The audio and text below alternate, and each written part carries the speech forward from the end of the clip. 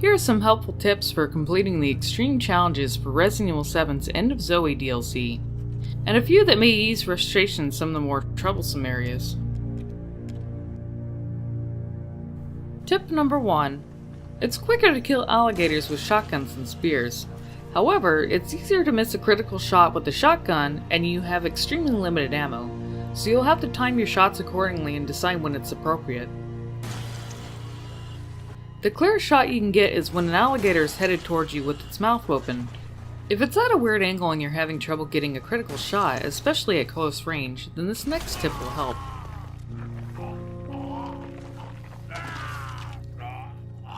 Tip number 2. You can punch alligators with the charge attack from the Gauntlet. It took me a while to realize I could do this, but it was only after the shotgun wasn't cutting it for helping me deal with alligators situated in certain spots. It might seem a very risky idea to get too close to an alligator considering they deliver a fatal blow and rather quickly, but if you keep a little bit of distance while you charge and then punch, it should knock them out for good. This is especially helpful in the area where you go under the house and there isn't a lot of space between you and the alligators. Just make sure you take them out with the charge punch before they notice you. Also keep in mind, you can move while charging the Gauntlet and loading the shotgun. This will save you a lot of time while going through areas quickly.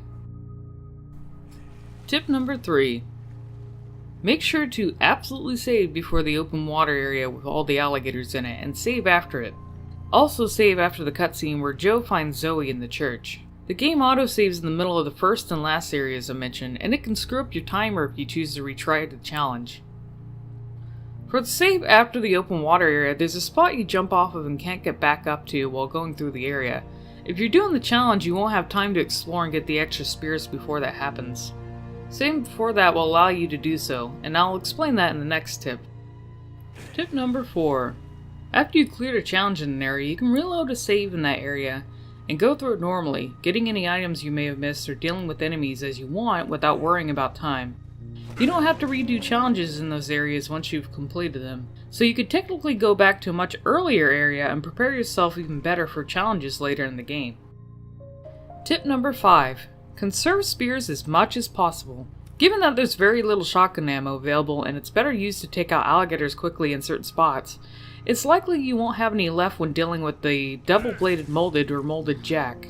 Spears are a good way to take out the arms of blade molded from a distance and a quick way to get molded jack closer to critical status when you need to defeat him under a certain time limit.